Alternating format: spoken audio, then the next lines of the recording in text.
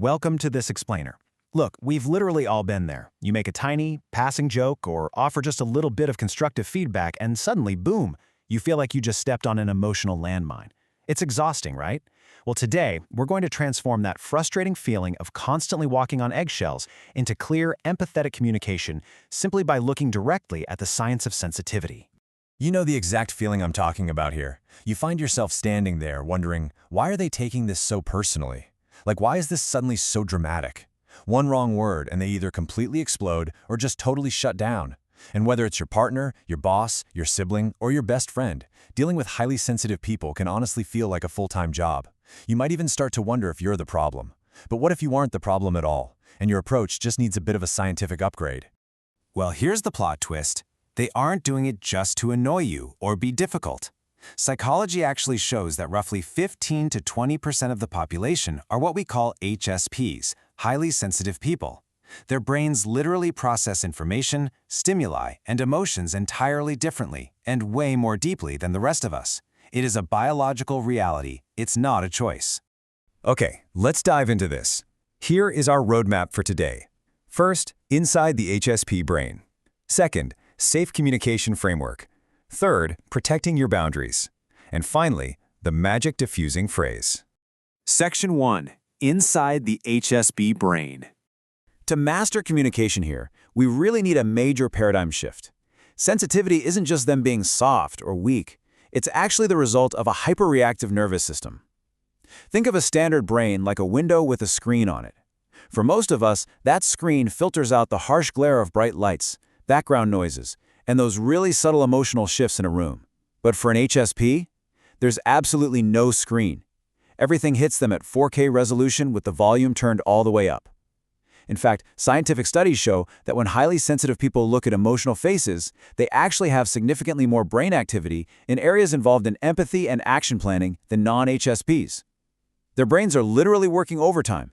And because they lack that biological filter, their brain is constantly detecting tiny variables you might not even realize you're putting out into the world. They notice the absolute slightest shift in your tone of voice. They notice that you didn't text back with an emoji today when you usually do. They can immediately sense the energy in a room the very second they walk through the door.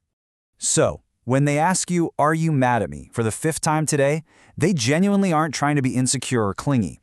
Their biological alarm system just went off because their brain detected a measly 2% drop in your usual vocal pitch and flagged it as a total emergency.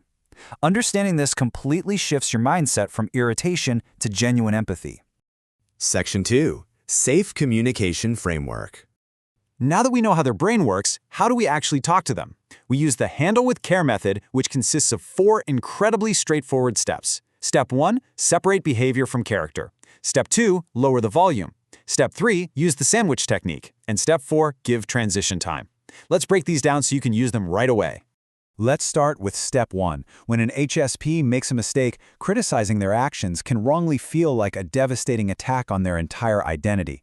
You just can't say, "You always mess this up."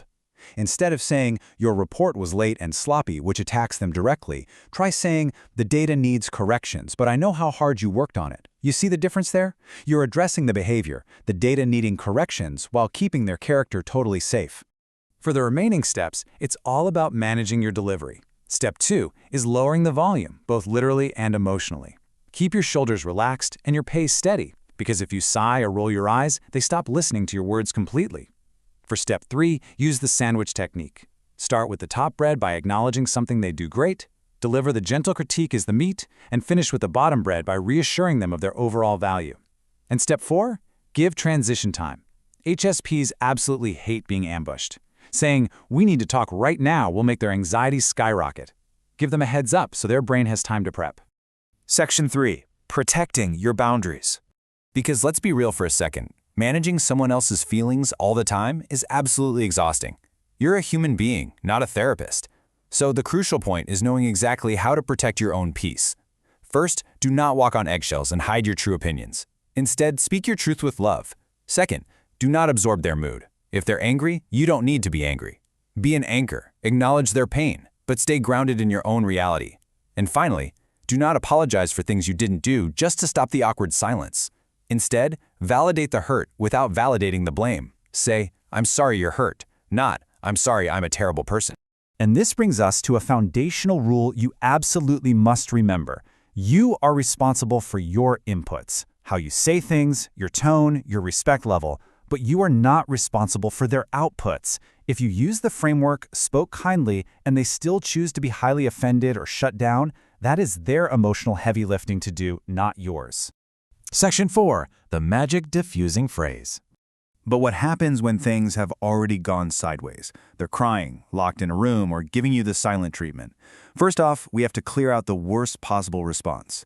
Never, ever tell a sensitive person that they are overreacting. Remember that 4K resolution brain with no filter? To their specific nervous system, this issue really is a massive deal. Telling them it isn't a big deal just makes them feel crazy, invalidated, and deeply misunderstood. Instead, I want you to lock this exact phrase into your memory. When tensions peak, say, "I can see you're really overwhelmed right now, and I want to understand. Let's take a break and talk about this when it feels safer." This is literally the ultimate emergency protocol to pull them out of an emotional spiral. And this brilliantly illustrates how you build a bridge of psychological safety. Why does this specific grouping of words work so well? Well, "I can see you're overwhelmed" provides instant validation. You aren't judging, you're just observing. Second, "I want to understand" offers reassurance. It tells their panicking brain that you aren't abandoning them. And third, "when it feels safer" is pure de-escalation. It instantly lowers the emotional high stakes and gives their hyperreactive nervous system permission to just power down. As we wrap up this explainer, I really want to leave you with a completely reframed perspective. Yes, interacting with highly sensitive people requires extra patience and intentionality. We know that. But remember, the exact same biological wiring that makes them so sensitive to criticism also makes them incredible human beings. Sensitivity isn't a flaw, it's a superpower. Highly sensitive people are often the most loyal friends, the most wildly creative thinkers, and the most deeply empathetic partners you'll ever encounter. They have an intense capacity to feel love just as strongly as they feel pain. Once you actually understand how to navigate their world, you can truly unlock the amazing benefits of having them in yours. So, I'll leave you with this final thought. Now that you know their brain is simply wired differently, and you have the exact tools to manage it, how will you shift your approach the next time you feel like you're walking on eggshells? Take these tools, set your boundaries, and communicate with absolute confidence.